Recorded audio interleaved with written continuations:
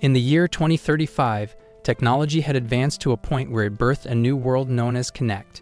This digital realm was a mirror of the real world, complete with lifelike AI NPCs, masterful swordsmanship, and spellbinding magic that could only be found within the confines of the game. Over a staggering 100 million people flocked to this captivating world. However, not all was serene. At the entrance gate, a gruesome sight unfolded. A large group of lifeless bodies lay sprawled on the ground, a testament to the brutal conflict that had erupted. Amidst the chaos, a man who went by the in-game name Crash screamed in agony as deadly daggers pierced his body. Onlookers watched in shock as he fell to the ground, his life extinguished. A collective cry rang out, branding Doan a villain and an enemy of the Empire. One voice among the crowd urged the rest to attack the lone warrior. They charged forward, determination etched across their faces. Little did they know that Doan remained remarkably composed, as the system displayed his rank as 13th and his class as psychokinetic. An aggressor took aim, unleashing an arrow and crying for Doan's demise.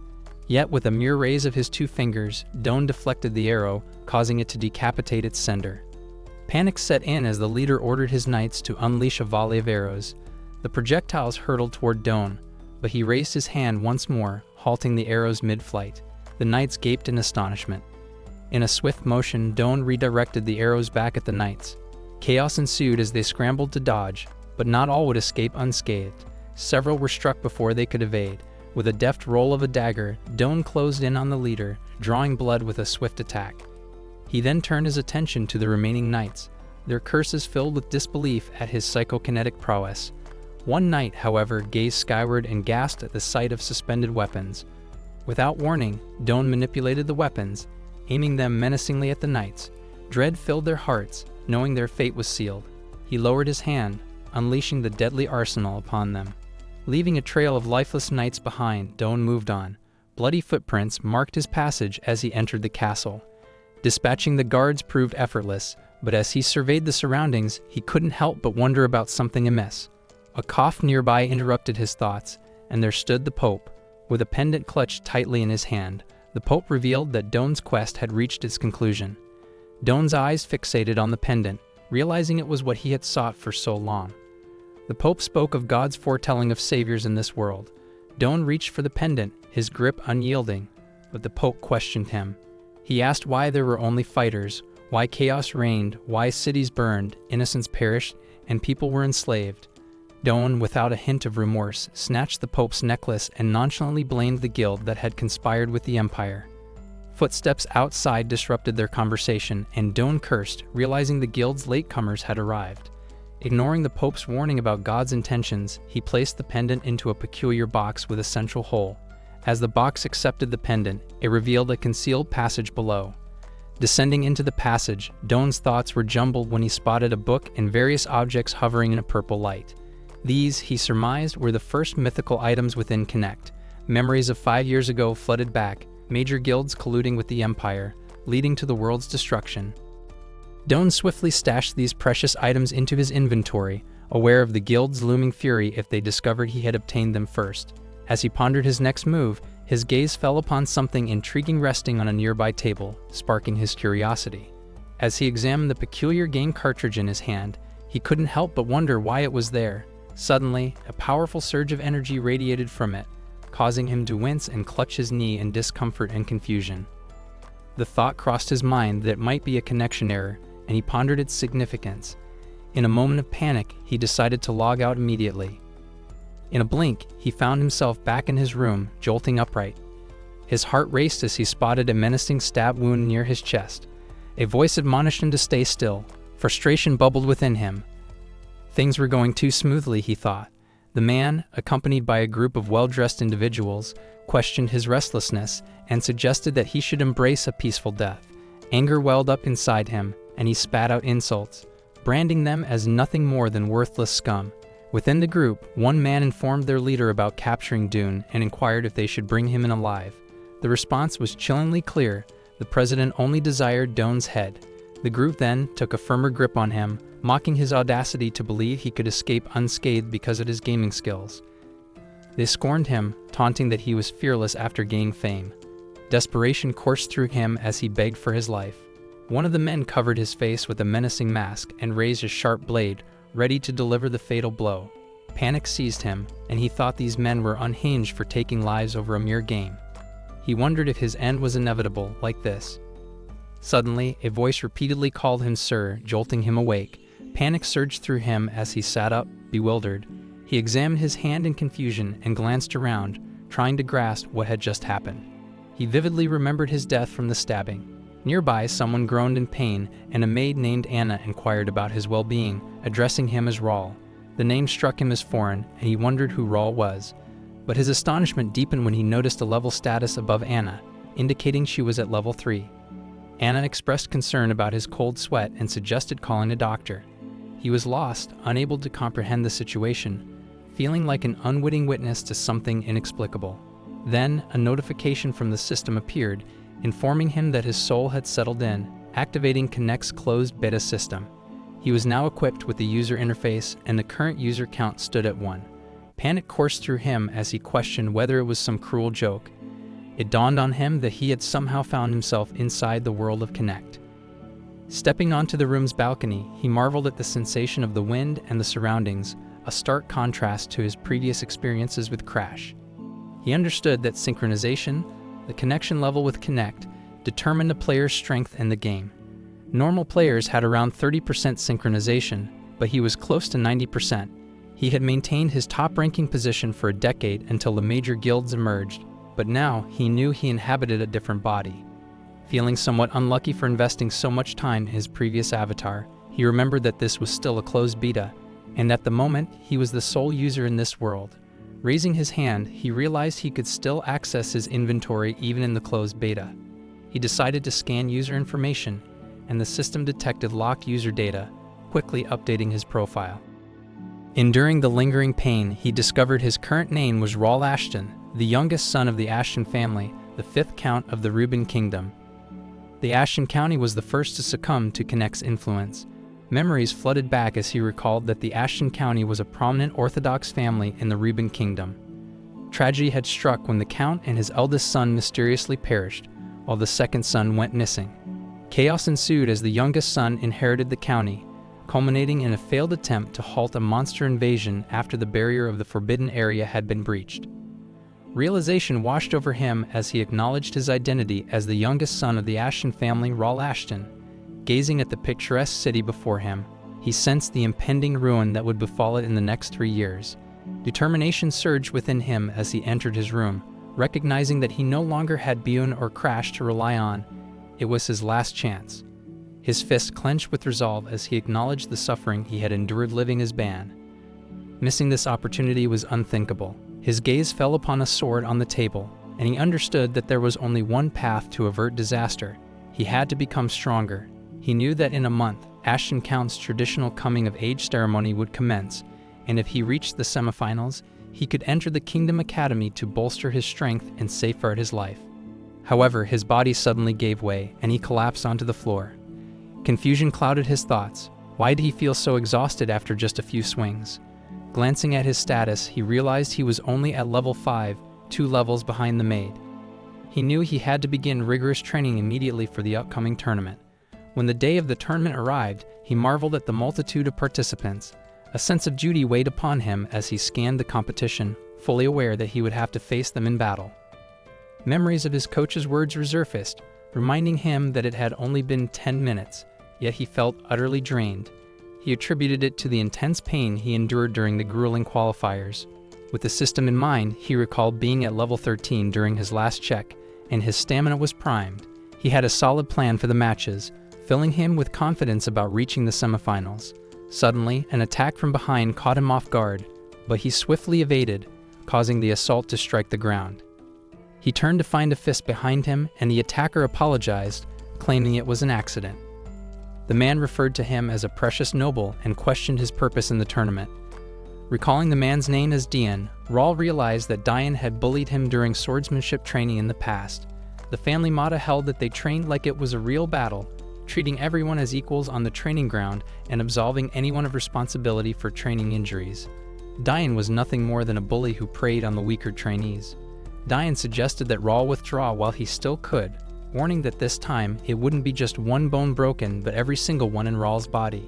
He mockingly instructed his cousins to let Rawl pass, anticipating Rawl's inevitable defeat. With a heart full of determination, Rawl vowed to crush Dian in the finals. Meanwhile, in Ashton's castle, the butler held a report for the man. When questioned about any useful individuals in the tournament, the butler was about to reply when the man's surprise was palpable. He inquired about Rawl's whereabouts, and the butler reported that Rawl had returned to his room after completing his meal. Count Melvin Ashton, Rawl's father, expressed his satisfaction with Rawl's progress. He had never forced Rawl to learn swordsmanship because Rawl was weaker than his brothers. Melvin had patiently waited for Rawl to stand up for himself. Rawl's perseverance had exceeded all expectations. Melvin resolved to visit Rawl after the finals. The day of the finals finally arrived, charged with anticipation and uncertainty. The audience, growing impatient, urged them to wrap up the match, calling for an end to the spectacle. The man facing Rawl cursed under his breath, baffled by why his opponent, seemingly weak, remained standing. Rawl, panting from exhaustion, faced a relentless onslaught of attacks. Despite his weariness, he managed to parry each strike, avoiding getting hit. The man's frustration mounted as none of his strikes found their mark. In a fit of rage, he launched a ferocious attack, shouting at Rawl to go down. Rawl, quick on his feet, slid backward to create some space between them, leaving onlookers and the audience in stunned disbelief. From the crowd, someone acknowledged that Rawl had endured the man's relentless attacks multiple times, questioning how much more he could withstand.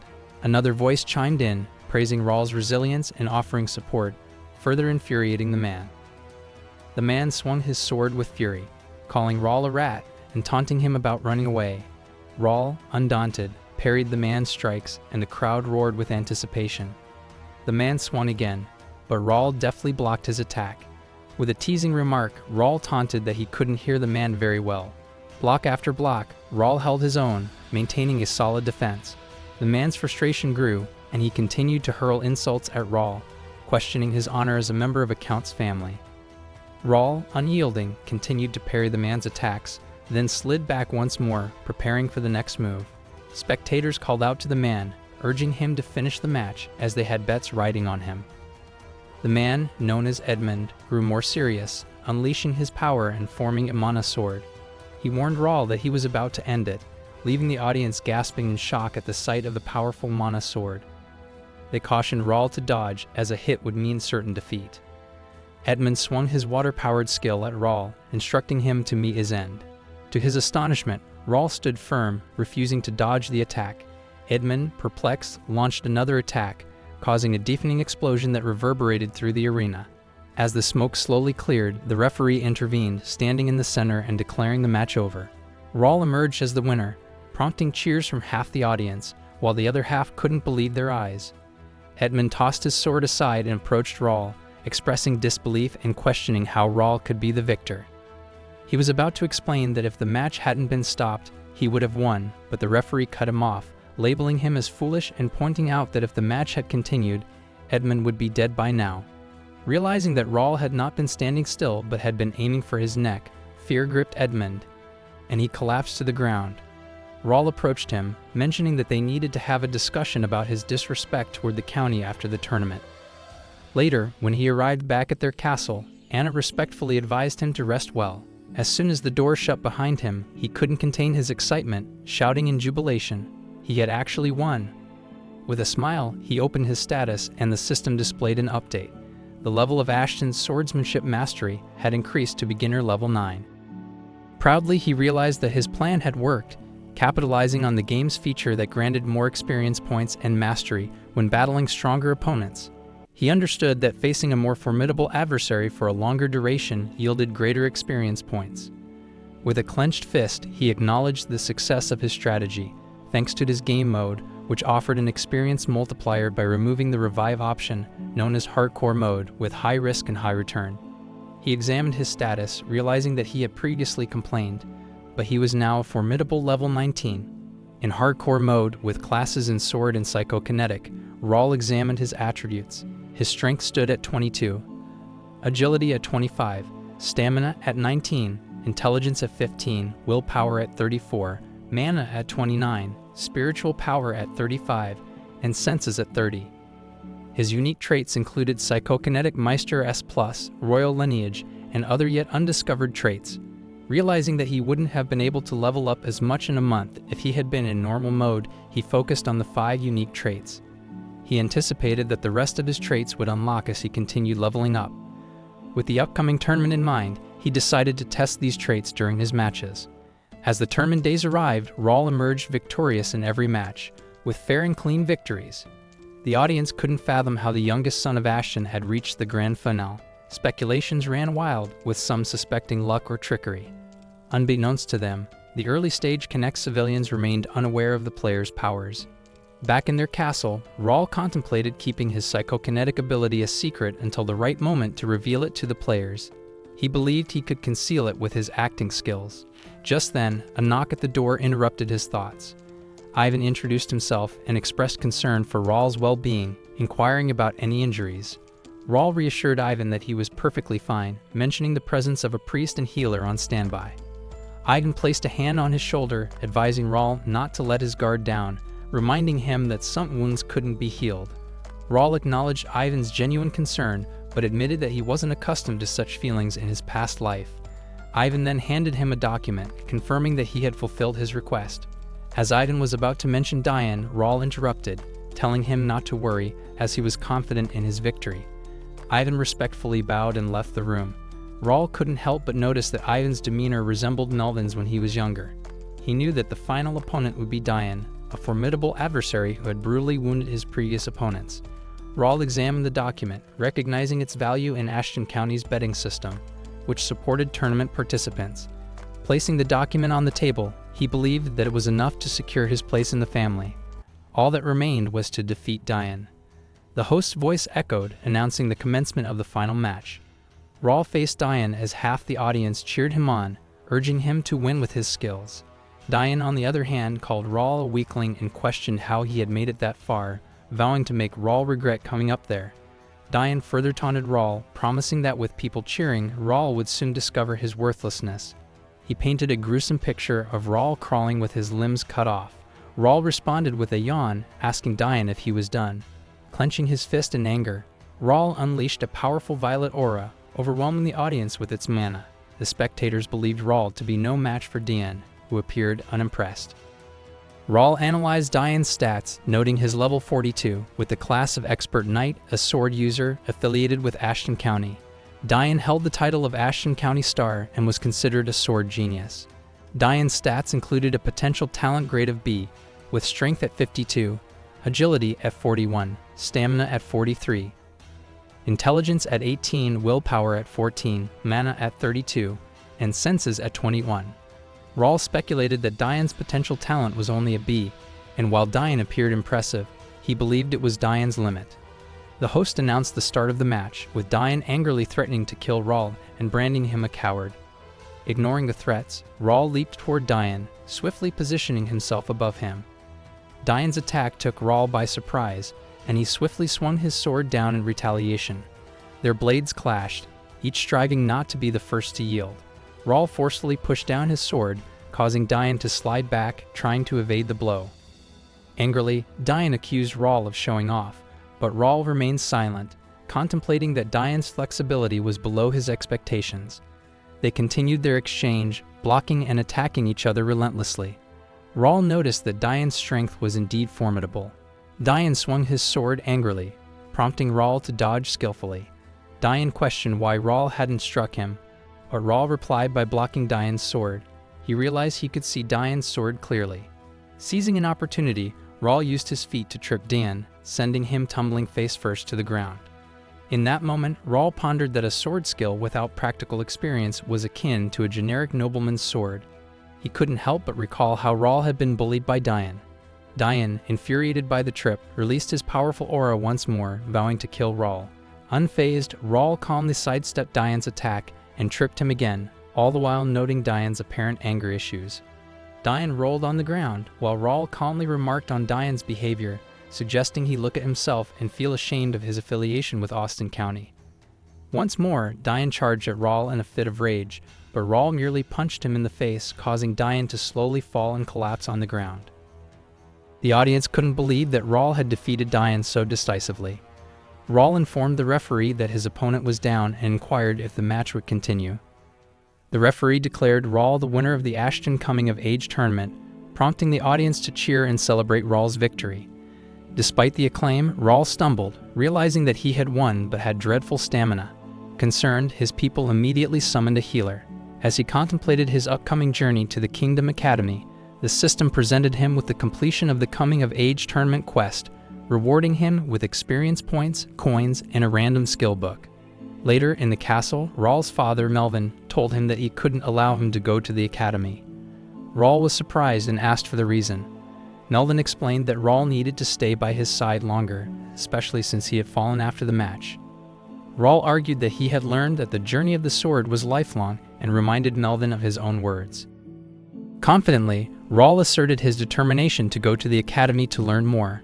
Melvin, taken aback and surprised, eventually smiled, realizing that Raul had truly grown.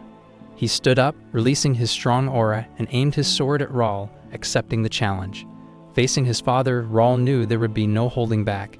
Melvin warned him that he wouldn't go easy on him, questioning Raul about his next move. A month later, as he rode in a carriage, surrounded by knights, Raul couldn't help but reflect on his earlier confrontation with his father. He remembered accepting his father's decision and charging at him with determination. Melvin had playfully teased him, but then displayed incredible strength and skill, causing Raul to pass out briefly. Melvin explained that it was just a taste of his true abilities. Raul understood that his father's strength was vital to preventing the fall of Ashton County. He swore to get stronger to protect his family. Meanwhile, back at the castle, Melvin watched Raul depart, recalling their training sessions where he had tested Raul's determination. He acknowledged Raul's persistence and pride in the Ashton family's legacy. Raul raised his sword and ran towards his father, who encouraged him to strike. As Raul's sword changed trajectory mid-attack, Melvin received a minor wound on his face. Smiling, Melvin admitted that it was time to recognize Raul as a proud swordsman, urging him to go and explore the world. During their journey, they stopped in a forest to rest, and Raul asked Philip, a seasoned knight, about their distance to their destination. Philip, experienced and powerful, provided the information. They had a diverse group of knights, trainees, and cavalry, all with grade B or higher potential talent. Raul knew they needed to become stronger to halt their county's decline. A man named Jake inquired about the large group's purpose, but Philip defended Raul's decision, emphasizing that Raul had a plan for their destination. The free city of Mia. Raul intended to bring them there because it was a strategic location filled with quests, hidden items, and resources for player progression. The system suddenly alerted Raul to an update, unlocking the Connect community, a new guild category, and an adventure quest starting line. Upon arriving in the free city Mia, Raul was pleasantly surprised to find that the features of Connect were more accessible than he had anticipated. As he entered Mia, he discovered that his role as a quest and skill collector had already been registered, allowing him to access new quests right away. This development amazed him, and he wondered if he could unlock even more features by meeting certain requirements. A knock on the carriage door interrupted his thoughts, and Jake informed him that he could meet with the mayor immediately. Asked what he wanted to do, Raul replied that he would, of course, meet with the mayor. Meanwhile, at the main castle, the mayor of Mia, Raldo, inquired about Raul's visit. Raldo's butler informed him that Raul Ashton, the weakest son of County Ashton, had arrived with 50 people. Raldo wondered why Raul was there and suspected it might be for the fresh air, but he also saw an opportunity to extract money from Raul due to his family's income from monster materials. He ordered his butler to let them in. When Raul entered, he warmly greeted Raldo, who reciprocated the welcome but wore a seemingly insincere smile. Raldo asked Raul why he had come to Mia, and Raul mentioned his interest in training. Raldo agreed that Mia was an excellent place for training, which Raul found suspicious. Raldo then asked if Raul had any specific place in mind, and Raul requested permission to enter the cursed forest, shocking Raldo with the audacious request. Initially, Raldo hesitated, citing the forest's danger, but Raul mentioned a gratuity of 500,000 gold, which prompted Raldo to grant permission. Raul knew that this access to the cursed forest would help him grind and gain rewards to ascend and connect. As he walked through Mia with Jake and Philip, he couldn't help but notice the city's imbalance. It was designed for many players, but as the closed beta had only him as a player, it faced a crisis. Despite the economic downturn, Raul had another motive for coming to Mia: real estate. He planned to purchase cheap lands that would eventually skyrocket in value as luxury houses, guild buildings, and apartments were built. He also considered Mia a potential safe haven in the future if war broke out, making his real estate investments even more crucial. He was determined not to be financially outmaneuvered by major guilds this time around. Later, as they dealt with paperwork, Jake hesitated to sign it, mentioning his mother's advice about being cautious with documents. Raul, impatient, urged him to sign, but Jake's caution persisted. Nonetheless, the paperwork was eventually assembled. He informed the lady at the Battle Association's Nia branch office that a total of 51 members had registered for the guild. At first, he believed he had created the world's first guild in a playerless environment, making it the most advanced guild. He couldn't wait to see the bewildered expressions on his comrades' faces. Meanwhile, Jake worried about facing his mother's wrath later. At the Battle Association's Mia branch office, he eagerly announced his turn, and the lady welcomed him, asking how she could assist him. He expressed his interest in skill books and inquired about the highest rank they offered. Skill books contained various skills that could be learned by careful reading, with ranks ranging from F to S. The lady explained that their branch office provided up to rank C skill books, but rank C books were reserved for VIP customers. To become a VIP, one could achieve it through contributions, completing quests, or significant purchases, though the latter required substantial spending. He asked about the cost and was told it was 10,000 gold. Placing a bag of gold on the table, he inquired about seeing the D-rank skill books first. The lady inquired about his preference, whether it was for sword, bow, magic, or shield skills. He decided to explore all of them. Later, as they all carried stacks of books, Jake wondered if they really needed so many books, finding them cumbersome. He assured them that while it might seem bothersome now, these books would help them advance to higher levels. Philip suggested they could have purchased power armor with the money spent on the books, but he encouraged them to be patient, assuring them that they would see the benefits soon. Arriving at his apartment room, he surveyed the mountain of books before him and began to question if he had overdone it. He knew that players had limits on the number of skills they could use, and having numerous skills might not be practical. Recalling the two unknown items in the inventory when he first inhabited Raul's body, he realized they were the sealed skill decks. The recent quest had finally allowed him to use them. Opening his inventory, he discovered that one of the items was indeed the sealed skill decks, leading him to believe that completing the quest had activated them. Upon examining the quest collector, he found an unknown grade quest instructing him to collect at least 10 skill books and register them in the skill decks, with additional rewards based on the book types. The reward for completing it was skill deck activation, with extra rewards including unlocking traits and acquiring skills. Determined, he grabbed some books, figuring he needed to open the decks and hold the skill book for registration. To his astonishment, the skill decks activated on their own as a strong purple light emanated from them and flew into the other skill books. Words appeared on the deck's book, prompting him to release the book he was holding. He couldn't believe it had worked, and he noticed the sliver of mana and the book was gone. Wondering if there was a way to register them all at once, the books suddenly levitated in mid-air, accompanied by another burst of purple light that connected the deck's book to the floating skill books. Once the process was complete, he inspected the deck's book, curious if it understood his intentions. Amazed by the successful activation of the skill decks, he eagerly checked his quest status, confirming its completion. The rare skill decks had been activated, unlocking his X-grade trait, Skill Collector, and granting him the S-grade trait, Copycat. Intrigued, he clicked on Skill Collector, discovering that its effect was to activate the skill decks. On the other hand, Copycat slightly increased the chance of acquiring skills from skill books. As he inspected Copycat, he noticed its mastery was at beginner level 3, allowing him to steal skills from examined opponents and register them in the decks. With increased mastery, he could acquire higher ranked skills with enhanced power, making him realize how potent this ability was, the power to steal and use someone else's skills. The system revealed that the skill deck was of rare grade and upgradable, bound by special requirements.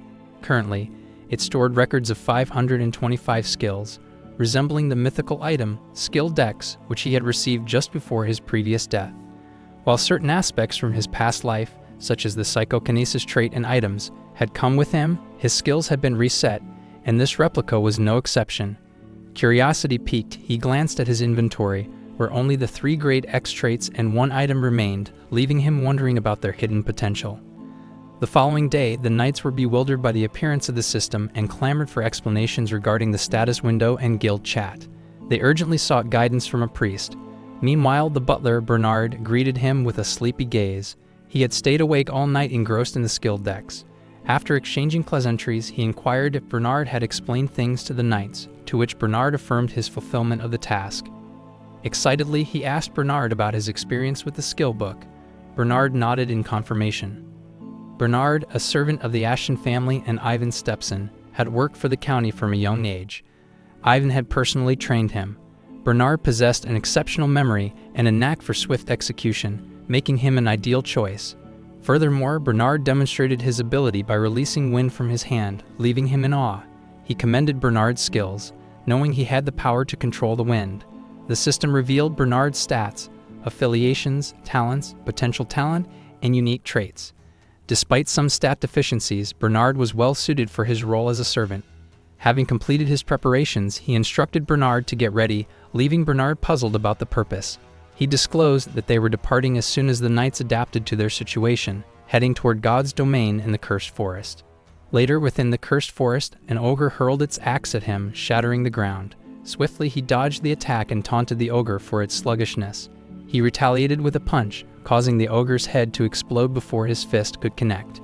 He dropped to the ground just as the ogre's lifeless body crumpled. He called for the others to reveal themselves. A horde of augurs emerged from their hiding spots, acknowledging his strength and intent to kill him. The ogre leader rallied the others, ordering a charge. The ogres, driven by their leader's command, rushed toward him in unison, and he confidently stood his ground, daring them to come forth in the Cursed Forest of God's domain.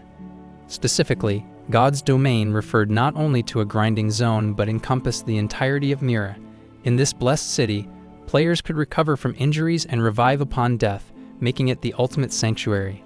Inside the forest, the blessing only extended to monsters, which meant that the monster population remained constant even after their demise. Humans, on the other hand, couldn't be resurrected within the Cursed Forest and couldn't carry items obtained from monster hunts beyond its boundaries. Such items would disintegrate into ashes upon leaving the forest, signifying the divine prohibition against mortals possessing divine relics. However, this restriction did not apply to players who could take these items outside with the assistance of the system. While the battle with the ogres raged on, Philip questioned Jake's constant chatter, reminding him that their young master, Rawl, was handling the situation. Rawl, engrossed in combat with the ogres, exhibited remarkable power. When only the ogre leader remained, it inquired about his extraordinary abilities, leading him to demonstrate his psychokinesis by manipulating weapons on the ground. He asked the ogre leader if this was the power in question. The leader, bewildered, watched as the weapons flew toward him, ultimately dismembering him. Rawl introduced the power as psychokinesis. As Jake and Philip continued their tasks, Jake acknowledged their progress during their training, attributing their success to Rawl's guidance.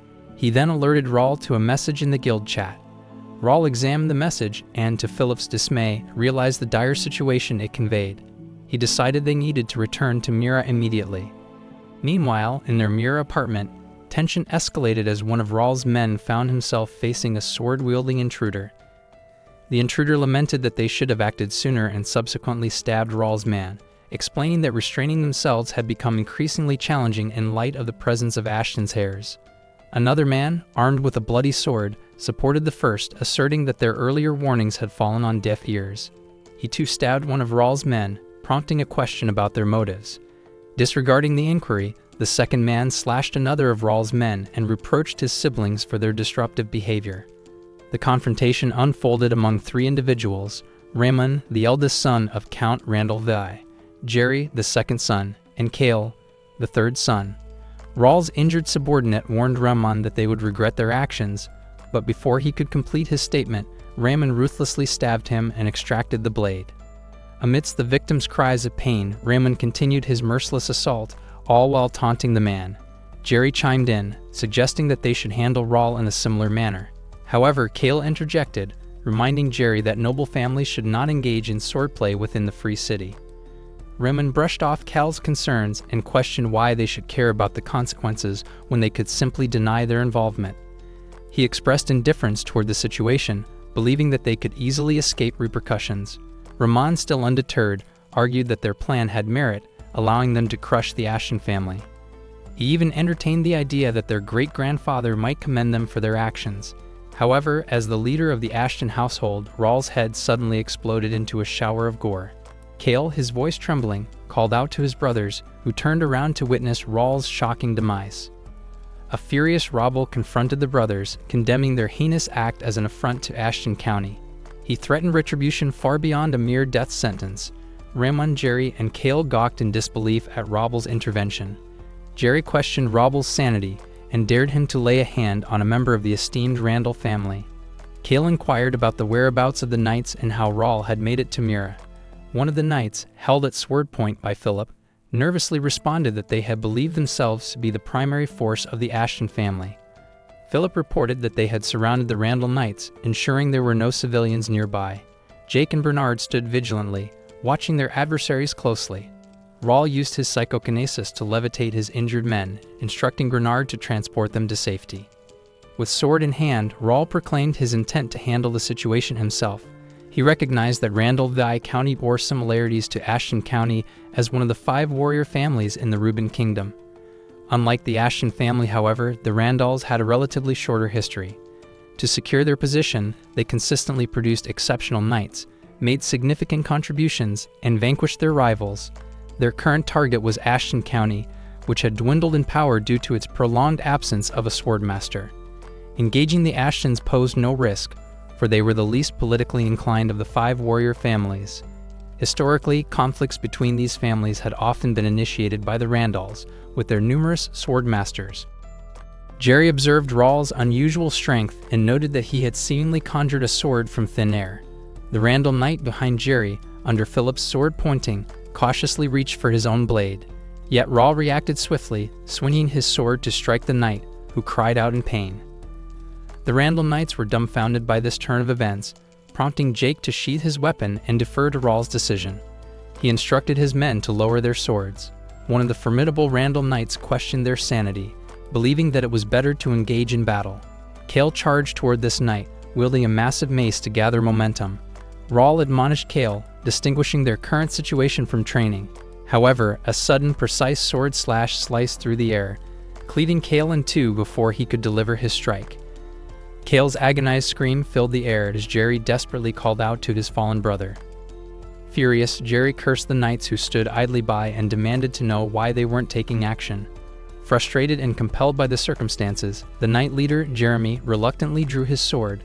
He had hesitated, reluctant to confront a mere 15-year-old boy, but watching his comrades fall compelled him to intervene.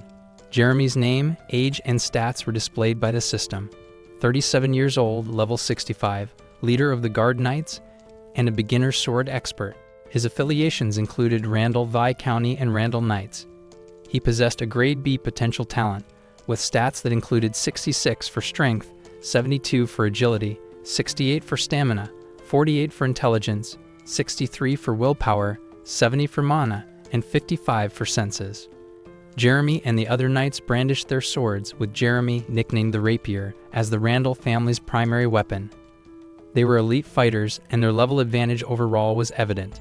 Jeremy at level 65 and the other elites at level 60, while Rawle's current level stood at 45. Realizing he couldn't win under normal circumstances, Rawle found himself facing their pointed weapons. One of the knights questioned why Rawle persisted, suggesting he had already done enough. The other knight asserted that they had tolerated him long enough. Regardless of his status as a young master, Rawle abruptly appeared before one of the knights, launching a precise slash that struck the man's abdomen. He gripped his sword tightly, raising it backward to increase the force behind his strike, utilizing his bear strike skill infused with bear aura.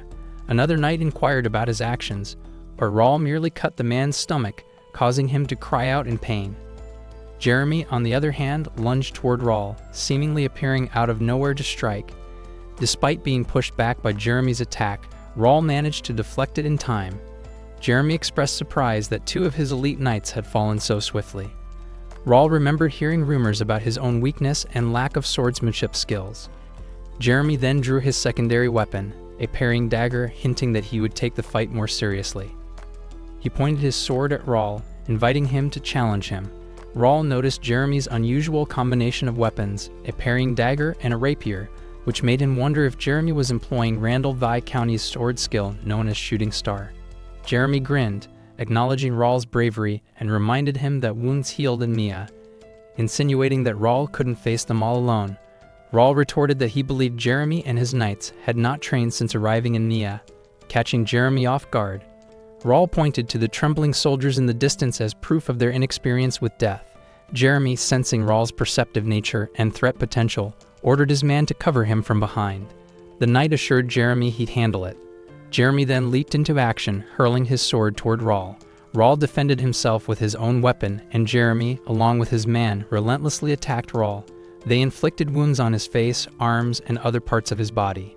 Spotting an opportunity, the knight charged forward to attack Rawl, taking Jeremy by surprise. Despite Jeremy's shouts to stop, Rawl swung his sword, cleaving the man in half. Jeremy berated his fallen comrade as he recognized the urgency of the situation. He employed his Randall sword vision skill and activated Shooting Star, a formidable skill renowned for its one-on-one combat effectiveness. Rawl, even with his psychokinesis, found himself struggling but resolved to persevere. He aimed to push Jeremy back, maintaining his dominance in the fight. He glared at Jeremy, who grew increasingly infuriated and demanded an explanation for Rawl's arrogant demeanor. Rawl calmly replied with 100%, puzzling Jeremy. Then, in a swift motion, Rawl swung his sword, causing Jeremy to release his weapons into the air. Rawl's eyes followed the trajectory of Jeremy's weapons as they soared. He drove his own sword deep into the ground, ready to seize the opportunity.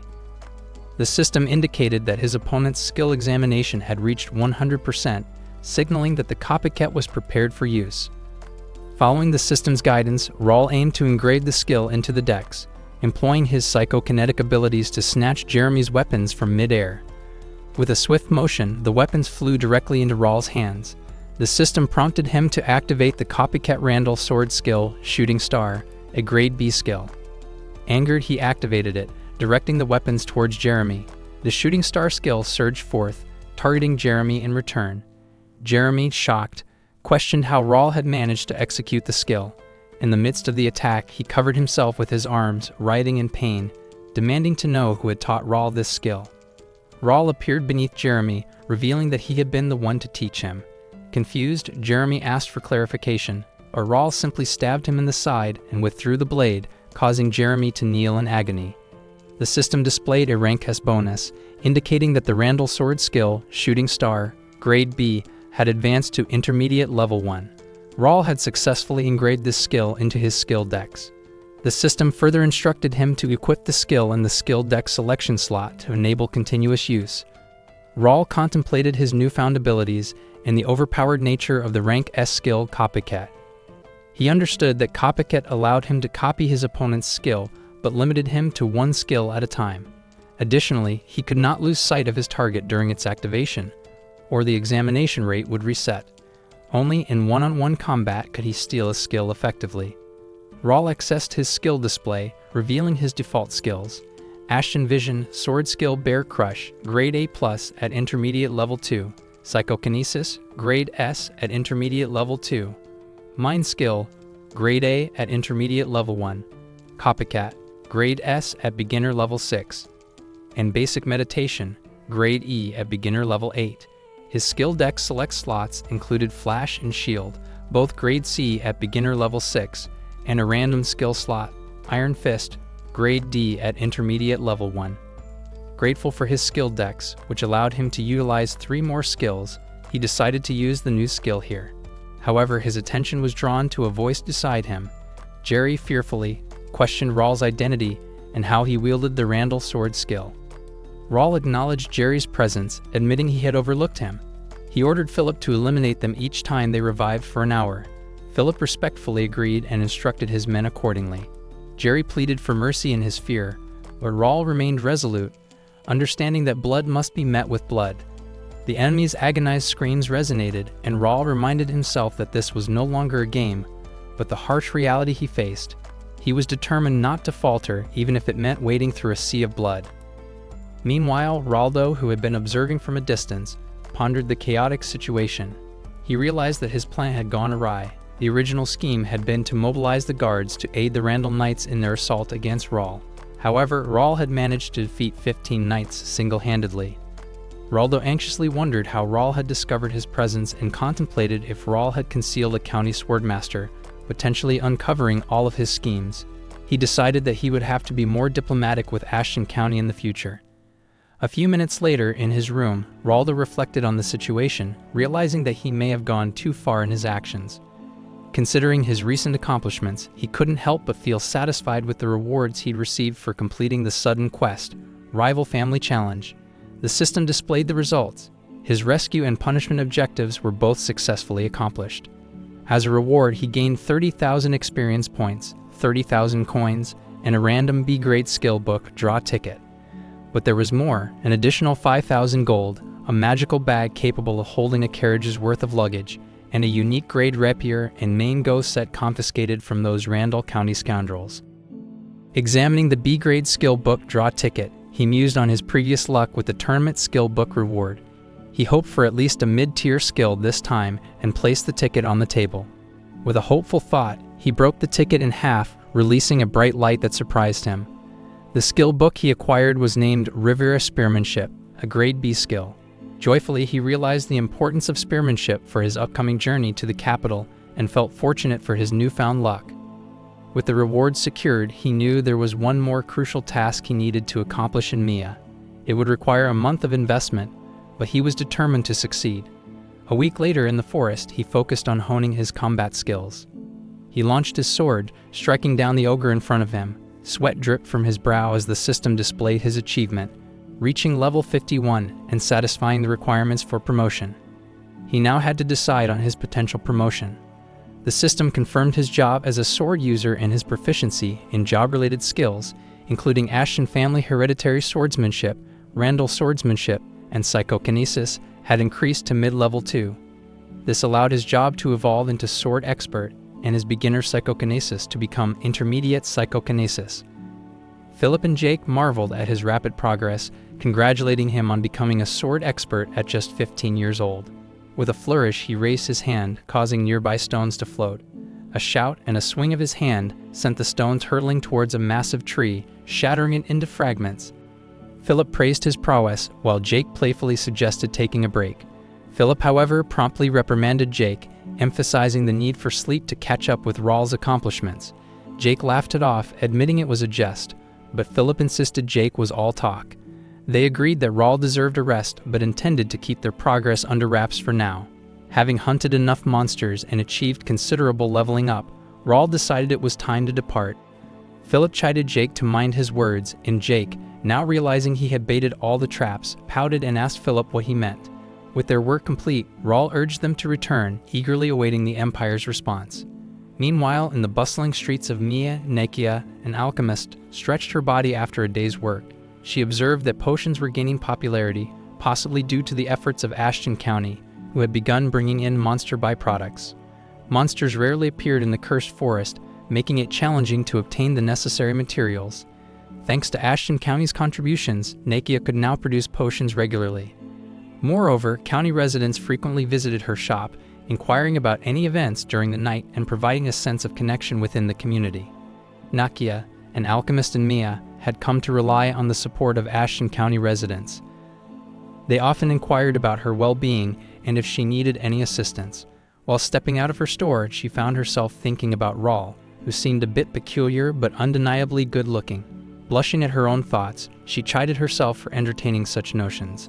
After all, Raul was just 15 years old, a good 8 years younger than her, and a noble to boot. The peculiar nature of her musings attracted odd glances from people around her. She returned home, excited to announce her arrival to her younger sister, Nikki. However, her calls went unanswered, filling her with a sense of foreboding. As she searched for Nikki, a chilling sight caught her eye, a letter pinned to the bed by a knife. Trembling, she read the contents. The letter conveyed that Nikki had been abducted, and if Nakia wished to see her again, she mustn't breathe a word to anyone and await further instructions. Overwhelmed by fear and despair, Nakia sobbed, refusing to accept this terrible reality. With tears streaming down her face, Nakia realized she couldn't venture beyond the city walls, knowing Nikki's life hung in the balance. She'd heard whispers of kidnappings before, but never believed them to be true. Unsure of where to turn, Nakia considered seeking aid from the city government, but hesitated, fearing the kidnappers might be watching her every move. The city guards, she surmised, wouldn't extend their protection beyond the city limits. Consulting mercenaries from the Adventurer Guild would be time-consuming, leaving Nakia in a quandary. Then, a memory surfaced. Raul had once told her that if she ever found herself in dire straits, she should seek him out. It was a slim hope, but it was her only option. Resolute and desperate, Nakia fled her home, racing to find Raul. Raul accessed the Connect community, entering a premium members-only information cafe that he had operated in his past life as a renowned player. The cafe had become a repository of invaluable information, housing countless hidden gems of knowledge about Connect. He was thrilled to find that it still existed, as it could aid his planning significantly. Searching for the link to the Free City Mura, he discovered a quest starting point at South Mura NPC. He believed he had considered every available quest, leaving him with only hope that things would go as intended. One of his men informed him of Nakia's presence, prompting him to contemplate if he could alter Nakia's fate. He instructed his men to treat Nakia with the utmost respect, well aware of her fearsome reputation as a mad alchemist and taboo destroyer. Nakia was notorious for conducting experiments on humans in her quest for vengeance against the Empire, even if it meant innocent civilians became collateral damage. However, the Nakia before him now was a desperate girl seeking his help. Placing a reassuring hand on her shoulder, Raul urged Nakia to calm down. He assured her that Nikki would be safe and promised to assist in any way he could. Overwhelmed, Nakia explained that her sister had been kidnapped and should have been home hours ago, under the care of their neighbor. She implored Raul to rescue Nikki, blaming herself for the situation. Raul reassured her, vowing to find Nikki and making Nakia aghast in disbelief. She begged him to save Nikki, and Raul, confident in his belief of Nikki's whereabouts, promised to keep her informed. He instructed Nakia to stay put, as Bernard would assist her. Gracefully, Bernard advised Nakia to reach out as she required anything, assuring her that she had made the right choice. With their trust in Raul's promises, they set out on their mission. Philip reported that Pierce was tracking them and had secured permission from Mayor Raldo. Raul acknowledged this news with approval. The raid quest was directed at Free City Mura, with the primary goal being the elimination of the unknown rogues. The additional objective was the rescue of hostages and the eradication of the hideouts hidden within the forest. The quest description explained that a mysterious group of rogues had been causing trouble in the forests surrounding Nia City. Mayor Raldo had requested a decisive action against these rogues who had been involved in kidnappings and obstructing trade. The rewards for completing the mission were enticing: substantial experience points, coins, recognition from the mayor, and unknown items. Raul inquired if Philip had already provided Mayor Raldo with the list of rogues, to which Philip confirmed that Raldo had promised rewards for this valuable information. Satisfied that he had thoroughly planned their mission and left no gaps, Raul instructed his men to proceed. Jake, brimming with excitement, readily agreed, completely unaware that two spies were concealed in the nearby bushes. Meanwhile, within the forest, Pierce and the Ashton County Golden Bear Knights, along with Raul's Guard Knights, continued their exploration. Pierce believed they were closing in on their target based on the telltale signs on the ground. It was time to initiate their operation. He leaped onto a tree branch, prepared to utilize his newly acquired skill. Activating his detection skill, he meticulously scoured the forest. To his astonishment, he spotted hidden men nearby, armed with bows and arrows. Phantom magic circles and barriers adorned the vicinity. Pierce knew he needed to report this discovery immediately. Raul's message indicated they would arrive in 5 minutes. Recollecting the events of 5 months ago, he pondered Raul's background. Raul was the youngest son, known for his apparent weakness and lack of talent compared to his brothers. At first, many servants and knights hesitated to accompany him on his journey, and even when Raul sought volunteers, few showed interest. It was during Raul's visit to the Knights' training ground, where he personally engaged with the Knights, that Pierce's opinion began to shift. Raul demonstrated Pierce's sword techniques himself, identifying the flaws and offering guidance. Initially skeptical about what a young boy like Raul could teach him, Pierce decided to give it a chance. To his surprise, every swing of the sword felt smoother under Raul's guidance. Raul emphasized that Pierce's strength lay in agility, not brute force. He encouraged Pierce to enhance his archery skills, even though very few were aware of Pierce's bowmanship. Pierce realized that Raul might be the one capable of helping him reach new heights. He believed that those who had rejected Raul's offer were likely regretting their decision now.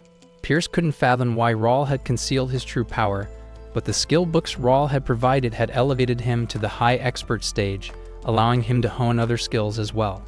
He mused that today might be the day when Raul would unveil his true potential. Someone approached, prompting him to jump off a tree branch and bow respectfully. Alongside the other knights, he greeted the newcomer, who was none other than Pierce. His attention was soon drawn to an unknown rogue's hideout, marked as unknown grade and unknown size. The hideout exhibited a 3-circle or higher magic circle interfering with vision, and a 3rd circle magic that deterred anyone who approached.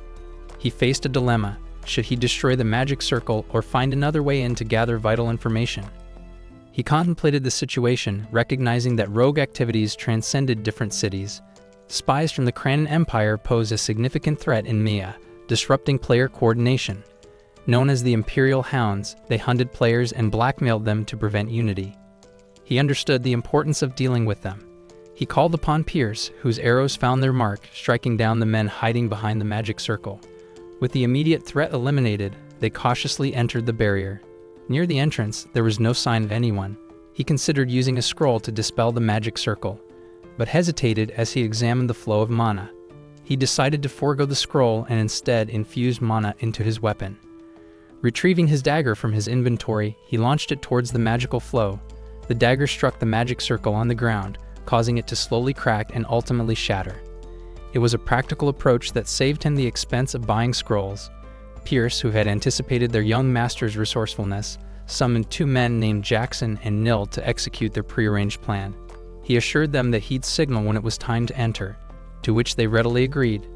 Descending from the tree branch, Pierce confidently led the way, bolstered by the presence of elite knights. In his mind, he envisioned hunting down their enemies. He reminded himself that they didn't require captives and should finish off all the opponents. He emphasized the use of the rapier for the final blow. Jake, puzzled by the necessity of using a rapier in such a scenario, voiced his compliance, trusting their leader's judgment. Raul assigned Pierce the task of locating the kidnapped individuals, with a priority on rescuing Nakia's younger sister, Nikki. Pierce acknowledged the directive, and Raul called upon Philip, who readily agreed to assist. Employing his psychokinesis, Raul instructed them to open the massive door that loomed before them. They ventured further into the tunnel, with Pierce casting a backward glance as he gradually faded from view. The system confirmed Pierce's successful infiltration of the enemy's base, prompting Raul to prepare for the hunt. The cave's ceiling and wooden fences loomed around them, and the rogues' levels hovered around 30 to 31, not significantly different from typical thieves. Having checked their surroundings, Pierce was ready to make their move. Raul took charge of the situation, signaling Jake and Philip to follow his lead with a raised hand. He quickly issued orders, instructing Jake to move left, Philip to head straight ahead, and he would take the right flank. With clenched fists, they sprinted toward their designated paths. Raul raced up the stairs, leaving the men atop them bewildered as to his identity. In a flash, he materialized above them. Catching them off guard, he swiftly hurled his knives at their heads, taking them down with precision. As he landed on the stair handle, he snatched his bow and arrow from behind him. Without hesitation, he aimed the arrow at a guard and released it, eliminating his target. In the center of the action, Philip was engaged in fierce combat, slashing through the adversaries. On the left flank, Jake mirrored Philip's efforts. However, a lookout on the upper level caught sight of them and sounded the alarm, shouting about intruders. He ordered the guards to defend the fences and to eliminate the intruders. As the enemies multiplied, they began blocking Raul's arrows. One of the rogues instructed his comrade to aim at Raul and shoot him down. Arrows were unleashed toward Raul, but he countered with his psychokinetic abilities, halting the incoming arrows in midair. One rogue questioned whether Raul had deflected the arrows with some sort of magic, while another hastily called for backup from downstairs. The rogues rushed toward the stairs to confront Raul directly. One of them declared that arrows were ineffective against him and suggested swarming him instead. Raul repositioned his bow and drew his daggers, wielding them simultaneously. With a swift push, he sent a rogue hurtling backward, crashing into his companions, leaving everyone astonished. Utilizing his psychokinetic prowess, Raul levitated the arrows strewn on the ground. He carefully arranged them around himself before soaring into the air, carrying his daggers, arrows orbiting him like a deadly halo. A rogue marveled, suspecting it to be magic and deeming it impossible. Raul maneuvered the arrows with precision and directed them toward the rogues below. With a synchronized release, the arrows found their marks, hitting numerous rogues. Raul observed his adversaries struggling against the onslaught while contemplating the need to exert more force to pierce through their armor. He gracefully leaped from the stair handle, descending upon a fleeing rogue. In a fluid motion, he impaled the man with his rapier. Turning his gaze back, Rawl witnessed Philip and Jake dispatching the remaining rogues. Some cried out to their comrades to flee, dubbing Rawl and his team as monsters. Another rogues begged for mercy when faced with Jake wielding the rapier, but Jake ruthlessly struck him down. Rawl noted Jake's reluctance to use the rapier, which he considered wasteful in terms of mana. He recalled that Ashton had cautioned Jake multiple times against revealing his swordsmanship skills, emphasizing the need to leave no traces behind. Nonetheless, Rawl wasn't overly concerned. He noticed someone attempting a sneak attack from behind, unaware of Pierce's presence. With impeccable timing, Pierce's arrow intercepted the attacker, sparing Jake from harm. Rawl acknowledged that they had nearly dealt with a smaller fry within the hideout. A few minutes later, Pierce offered his apologies, admitting that they had scoured the entire prison but found no sign of Nikki. Rawl comforted Pierce, assuring him that it was all right. He inquired if Pierce had briefed the captive villagers, to which Pierce confirmed that he had, providing them with clothing and sustenance while advising them to remain in one location until the battle concluded. Jake shared his concerns, questioning whether these adversaries were mere thieves. Rawl responded by highlighting the peculiarities of the situation. Firstly, Nikki, the kidnapped girl, was nowhere to be found. Secondly, among the numerous rogues, none stood out as distinct. Lastly, a magic circle was present at the entrance. Rawl inquired if anyone had spotted a wizard, but his companions shook their heads. Summing up his observations, Rawl concluded that the captives and important individuals were likely held elsewhere. Jake concurred but expressed concern about their ability to locate this place. Pierce chimed in, noting that he had investigated suspicious areas to no avail. He reasoned that a potent magic circle or system could be at play. Pierce proudly mentioned that it had been less than a month since he became a guild member, highlighting the challenges they faced in their mission. Rawl's keen eyes earned him the gratitude of his companions. He assured Pierce that no one would deceive his sharp gaze. With a confident smile, Rawl beckoned them to follow him, stating that he believed he knew where their adversaries were hiding. As they trailed behind Rawl, he instructed them to thoroughly search the fourth hut and promptly report any suspicious findings. They acknowledged his orders with determined affirmations. Rawl approached the room door cautiously, with Philip informing him that they hadn't come across anything unusual. Unfazed, Rawl asked if it was the fourth hut. Determination radiating from him, he retrieved his rapier from his inventory and rallied his team, declaring that the true challenge lay ahead. He forcefully kicked a table aside, lifted his rapier with both hands, and drove it into the floor with great force. The impact shattered the floor, revealing a concealed door underneath. Employing his psychokinetic abilities, he swung the door open, revealing a hidden staircase descending into the basement. Suddenly, they heard movement from below, prompting Rawl to caution his team that something was approaching. Without warning, a colossal monster's hand emerged from the underground, lunging towards Jake. Startled, Jake questioned what it was, then agilely evaded the grab in the nick of time. The immense creature, growling menacingly, emerged fully from the hole. Other monstrous beings ascended the stairs as Philip urged them not to disperse, emphasizing the importance of keeping them contained. The monster lunged at them, but Rawl leaped forward, rapier in hand, and struck the creature with precision. His piercing thrust elicited a howl of agony, driving the beast backward. Philip informed them that these were Imperial Demon Cavalry, noting their distinct vital points, unlike humans. Jake, curious about their presence in the hideout, attacked one of the Demon Cavalry from behind. He thrust his rapier into the creature's neck, sending it crashing onto the ground in pain. Rawl consulted the system, confirming that it was an incomplete Imperial Demon Cavalry, level 41, of Type 1 Crane and Imperial Demon Cavalry. Rawl recalled his past struggles with these creatures when he had attacked the Empire hideout in the starting city during his 6th month of playing the game. The punitive force, composed of top players who had undergone their second job change, had suffered a devastating defeat when the true Imperial Demon Cavalry emerged. The rankers, including himself, barely escaped, and players avoided the Empire's hideout for 6 months thereafter. Those previous Imperial Demon Cavalry had been complete and boasted an average level of nearly 50. Now facing incomplete Demon Cavalry with lower levels, and backed by his expert high-class knights, who were over level 80, Rawl had the advantage. Moreover, he could discern the randomly placed vital points on the Demon Cavalry. Rawl sprinted towards the approaching Imperial Demon Cavalry, leaping high into the air, With precise stabs, he targeted all of his vital points. He knew that striking these points was the key to victory. In mere moments, the Imperial Demon Cavalry was vanquished. Jake, still brimming with anger, kicked the lifeless demon, while Philip questioned the presence of the Imperial Demon Cavalry in this unexpected location. Facing the kingdom's front yard, Rawl contemplated their next move. Fierce suggested seeking backup, but Rawl firmly declined, emphasizing the captive's peril and the urgency of their rescue. Philip and Jake stepped forward, brandishing shields and reassuring Rawl that they would confront the enemies, urging him to focus on searching with Pierce. Though he longed to take an active role, Rawl understood the necessity of teamwork. He recognized that he'd still gain a share of the experience points, even if he didn't personally deliver the finishing blows. In this moment, he welcomed the opportunity to let his capable subordinates shine.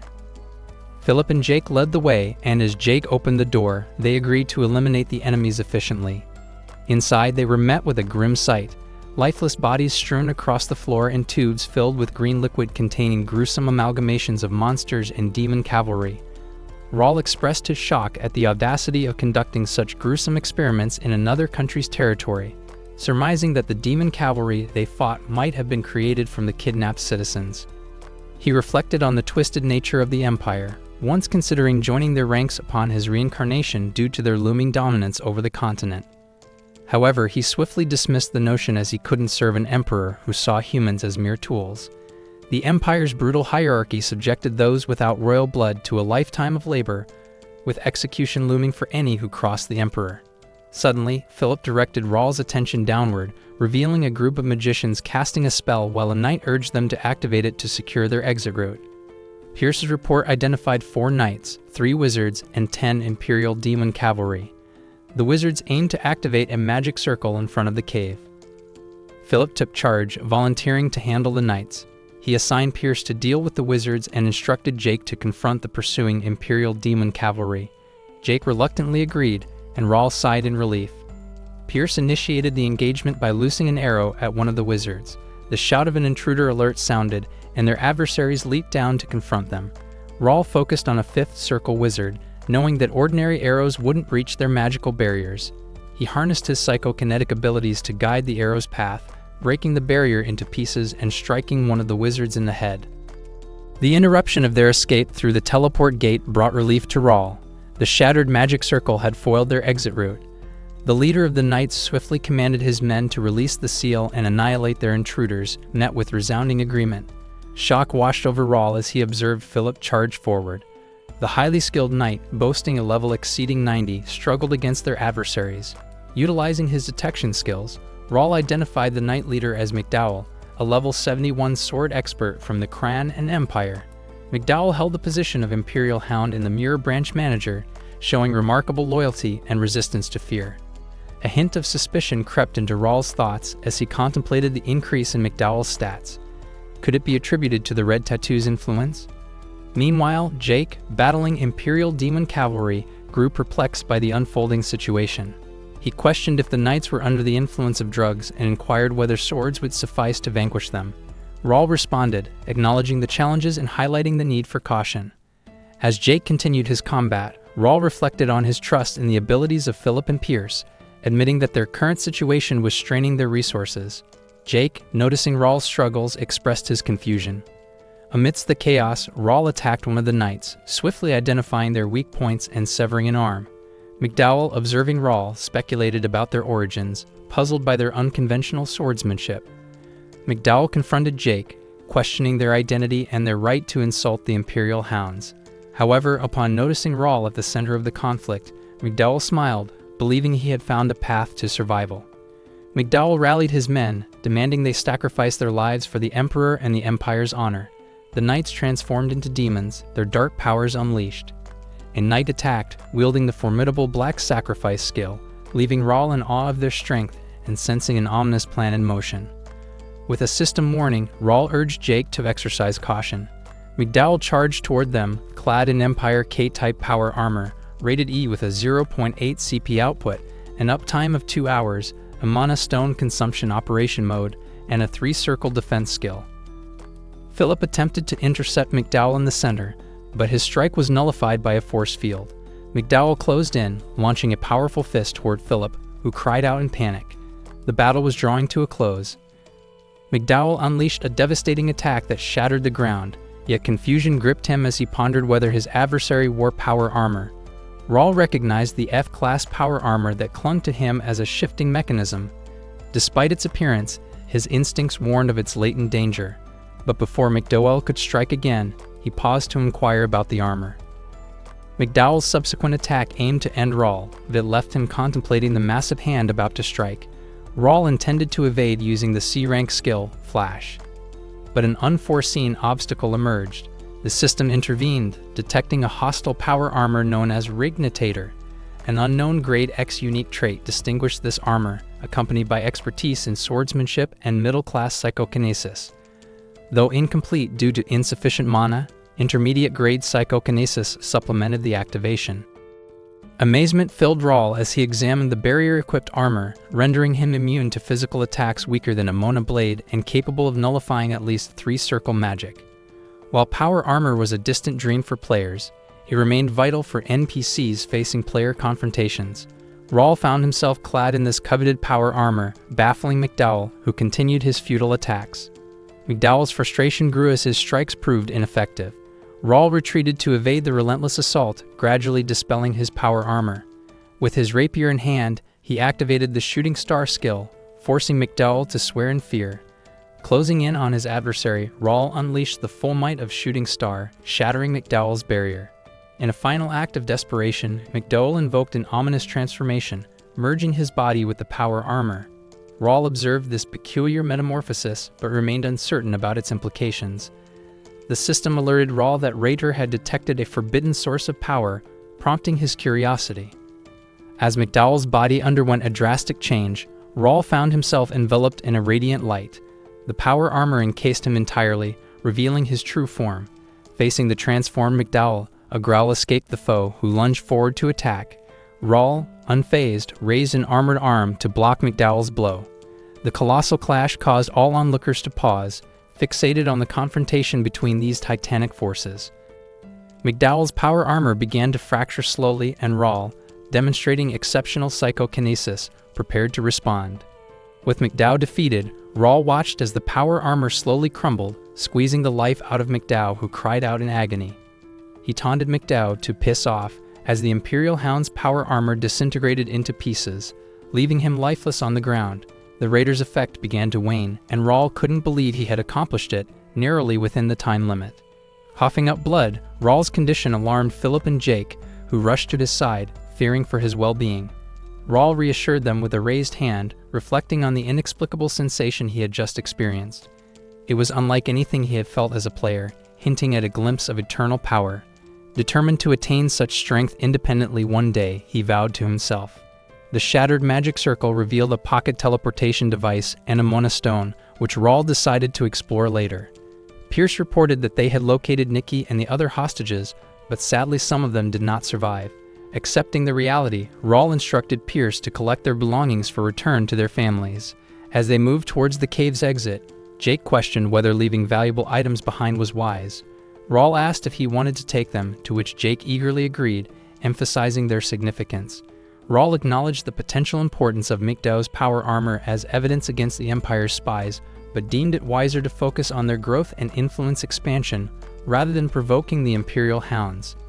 He assured Jake that his decision was part of the plan and offered him a bonus and a vacation, leaving Jake thrilled. Turning to Pierce, Rawl sought a report on their mission. Pierce affirmed their successful execution of the plan, prompting a smile from Rawl. He decided to observe their adversaries' reactions, curious about the expressions they would display after falling for their trick. Meanwhile, deep in the forest, Raymond questioned their guide about their progress and yelled at them to confirm their direction. They believed they had tracked Rawl to the forest but had encountered difficulties.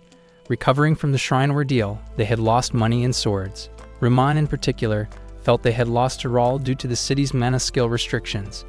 Their guide pointed toward a cave, expressing concern about its danger. Raymond insisted they enter the cave, convinced it held the key to finding Rawl. Moments later, their joy erupted upon discovering a pile of gold on the ground. Raymond happily relayed the discovery to his brothers, ready to press on in their pursuit of Rawl. The discovery of Rawl's absence in the forest didn't dampen their spirits. Instead, they found other valuable treasures. Jerry pointed out the assortment of magic items, artifacts, and even bodies of wanted individuals. Among these discoveries, the power armor stood out as the most significant. Back in the city, the knights responsible for guarding it were taken aback as they spotted people on horseback approaching. Their young master was among them, and they thanked him for his assistance. The knights reported that they had successfully rescued the hostages from a hideout in the East Forest. Their master praised their efforts and inquired about the others. They explained that they had arrived after completing their mission. These knights were part of Rawl's training and among his first guild members. 6 of them had reached the expert level through rigorous training, while the rest were on the cusp of achieving the same feat. All of them were proficient in using mana and had mastered Ashton County's sword skills. Rawl instructed them to retrieve supplies from the north and west hideouts, confident that with over 100 members, normal rogues wouldn't stand a chance against them. They all agreed and proceeded on their mission.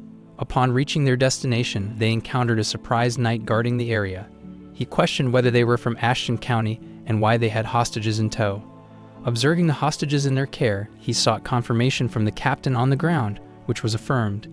The captain explained that they had guided the civilians there as per his request, and Rawl commended their actions. The worried civilians, desperate to reunite with their children, asked if Rawl had been the one to rescue the hostages. Their hope was palpable, and Rawl reassured them while holding Nikki in his arms. Nakia, in particular, was overjoyed to see Nikki safe and expressed her gratitude repeatedly. Rawl informed Nakia that Nikki was currently in poor condition and would require treatment at the mansion. He called Bernard and learned that a priest was already at the mansion. Looking at Nakia, Rawl contemplated the lives he had saved and the changes he had wrought. He wondered if Nakia's path to becoming a grand alchemist would take a different course now, altering the future of the items and potions she had created. Acknowledging that he still needed Nakia for the county's future, Rawl recognized that everything had begun to change when he returned to the past. He no longer hesitated to shape someone's future, even if it meant altering history. He remembered that he could have saved more lives if he had acted more swiftly instead of focusing solely on quests and gaining Nakia's interest. It was a moment of self-reflection. Rawl noticed an elderly woman holding gloves, crying in pain, lamenting her missing son. He realized that some people, particularly those from lower classes, hadn't even been given a chance. He pondered how his actions had been solely driven by quests and leveling up, neglecting conversations with people unrelated to his missions. He questioned whether he should continue following the system-determined quests and began to wonder if his approach limited his horizons and options. Rawl believed that he needed to discover something unique that only he, as a nobleman of Connect, could achieve, something beyond what a player could accomplish. Turning to Philip, he asked for personal information about the disheartened people present, determined to take a different path. Rawl instructed Philip to provide consolation money to those who had lost their families or had family members kidnapped. He also asked Philip to help them find jobs. While Rawl felt bad about adding more tasks to Philip's workload, Philip assured him that the others wouldn't refuse the request. Philip then glanced toward Jake, hinting that there might be someone who would decline. This annoyed Jake, who questioned why Philip was looking at him, as he didn't mind doing good deeds either. Jake then asked Rawl if he would be given some time off after providing financial support. The grieving individuals expressed their gratitude and wished Rawl a long life as they walked away. Rawl patted his horse, considering that the support from Mia's citizens would be valuable when dealing with other guilds. While it had all been calculated, it felt like killing 2 birds with 1 stone since the citizens appreciated it. He also thought it would be a good idea to stay in the area a bit longer to level up and gain practical experience. Unbeknownst to them, a man observed Rawl with a smile from behind. The following day in the main castle in Mia, Raldo expressed his gratitude to Rawl for alleviating many of his concerns. Rawl humbly replied that even without him, he would have resolved the situation, but Raldo disagreed, stating that Rawl's report had been instrumental. Without it, they would have been in significant trouble. Rawl agreed that the situation had taken him by surprise. He also mentioned that it was unexpected for the Empire's forces to infiltrate Mia, which was clearly within the territory of the Kingdom of Reuben. He noted that judging by their hideout, they had been working secretly for quite some time, training demonic soldiers. Raldo mentioned past missing cases but explained that they couldn't take action due to the treaty. According to the treaty, Mia wasn't allowed to maintain an army and could only operate guards who couldn't fully utilize their capabilities outside the city. He also informed Rawl that someone from Randall VI County had come and claimed to have destroyed the spies' hideout, demanding compensation. Raul shared his expectations but was interrupted by Raldo, who suggested making it look like Randall the I County was responsible. Raldo believed it would be beneficial for Raul, as he would gain a great reputation and potentially receive rewards from the royal court. Raul thanked Raldo for his concern but asked him to proceed as instructed. Raldo commented on Raul's cautious nature and suggested he should have more fun for his age. However, he assured Raul that he would handle the matter well, emphasizing that taking care of the Empire's hideout would be Randall's contribution and responsibility to attract the Empire's attention. Then Raldo asked Raul what he wanted as a reward, as he didn't think money would suffice. Raul mentioned hearing about Raldo's mansion having a study with valuable books and asked if he could take a look at them. Raldo gladly granted permission and even offered to let him take one of the books. However, Raul hinted that it wouldn't be enough and asked to see the secret treasury, where he could choose one item as a gift. Raldo agreed to his request, appreciating his generosity. Raldo, showing off his generosity, excitedly offers Raul a reward. Raul notes that Raldo is quite cool in his generosity, although some people call him stingy. He wonders why Raldo is showcasing this when he has to give him a reward anyway. Raul arrives at Raldo's library, and the butler encourages him to explore at his leisure. He decides to pick one of the books, realizing that they are skill books, not miscellaneous books. Opening one of them, the system asks him if he'd like to acquire the B-rank skill book Thunder Pierce. He's amazed that all the books in the library are skill books, and he feels satisfied just looking at them. Realizing he might not have another chance to visit, he carefully searches for the book he desires. Suddenly, he notices a subtle light coming from a book on the top shelf.